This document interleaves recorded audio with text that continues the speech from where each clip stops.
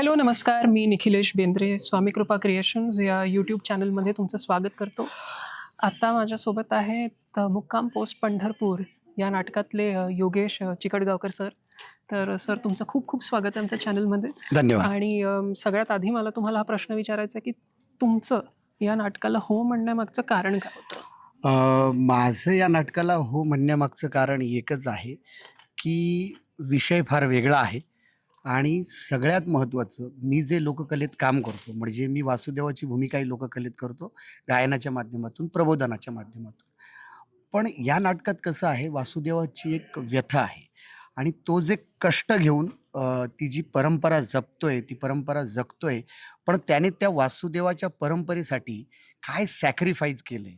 म्हणजे मग त्याच्या घरादारातले वाद असतील, मग त्याच्या मुलाशी होणारे वाद असतील, मग अजून त्याच्या बायकोबरोबरचे काय जे नातं असेल, हे सगळं ती परंपरा जपताना, ती परंपरा जगताना त्यांनी काय-काय सॅक्रिफाईस केलंय, ही जी वासुदेवाची व्यथा आहे, हे जे त्याचं दुःख आहे, हे समस्त मला वाटतं गावगाड्यात अजूनही वासुदेव येतो गावागावात. हं. तर मला वाटतं त्या समस्त वासुदेव लोककलावंतांची ही व्यथा आहे आणि मी स्वतः एक लोककलावंत असल्यामुळे ती व्यथा मला या नाटकातून चांगली मांडता येईल. हं. यामुळे एक स्वार्थी हेतू ठेवून एक लोककलावंत म्हणूनच मी हे नाटक स्वीकारलं. तसं मी देखील आधीचा मूळचा नाट्यकलावंत आहे. हां. पण नंतर ती सगळी लोककलेची धुरा सांभाळली आणि लोककलेचे कार्यक्रम केले. त्यामुळे या नाटकाच्या माध्यमातून आपल्याला एका तरी लोकभूमिकेला, म्हणजे गावगाड्यात अनेक लोकभूमिका येतात. पण त्यातली त्यात ही वासुदेवाची जी लोकभूमिका आहे, हे जे लोककलावंत आहे, यांची व्यथा आपल्याला मग थिएटरमध्ये मांडता येईल. बरं. मोठ्या-मोठ्या मेट्रो सिटीजच्या लोकांसमोर, की बाबांनो काय व्यथा आहे आणि तो काय सॅक्रिफाईस करून ही परंपरा जपतोय. मग आपलाही काहीतरी हातभार लावला पाहिजे ना, त्या हेतूने ही भूमिका स्वीकारलेली.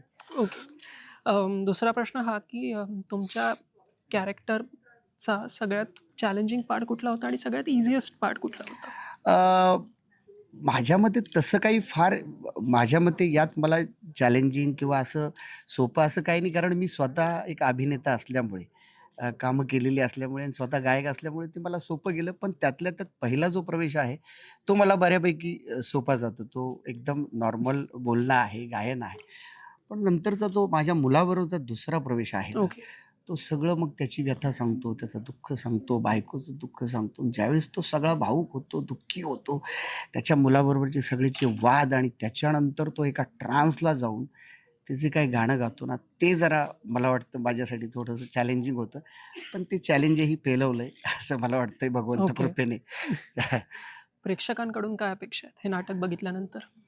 अ, प्रेक्षकांकडनं ही एकच अपेक्षा आहे, की अनेक नाटकं येतात. दरवर्षी चिकार नाटकं येतात, भरपूर येतात. हं. पण हे नाटक वेगळं आहे. वेगळं काय आहे? या नाटकात लोकसंस्कृती आहे, लोकपरंपरा आहे, लोकजागर आहे.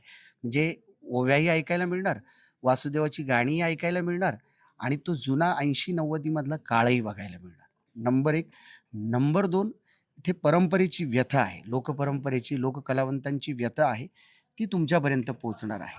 आणि नंबर 3, भगवंत आणि भगवंताची भक्ती. याचा जो सुरेख संगम आहे, हे सगळं तुम्हाला या नाटकात दिसणार आहे. टेक्निकली, म्युझिकली हे नाटक फार दर्जेदार होणार आहे.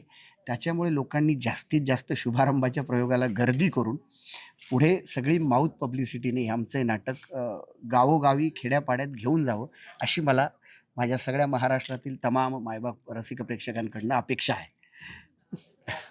1 ते 10च्या स्केलवर हां, तुम्ही 22 तारखेच्या तुमच्या फीलिंगला कुठला आकडा द्याल? 1 ते 10च्या स्केलवर स्केलवर. हां. खूप एक्सायटेड आहे. ओके. अगदी त्या क्रमानुसार मग मी खूप एक्सायटेड आहे. तुम्हाला जो आकडा अपेक्षित आहे सगळ्यात वरचा, हं. तो मग धरा. ओके. मग 10 इट इज. हां, मग 10 तशा अनुषंगाने. Thank you so much sir. खूप खूप छान वाटलं तुमच्याशी धन्यवाद. बोलून. आणि प्रेक्षकांना व्हिडिओ आवडल्यास चॅनलला सबस्क्राईब करा आणि व्हिडिओला लाईक करा आणि कॉमेंटही नक्कीच करा. Thank you. धन्यवाद.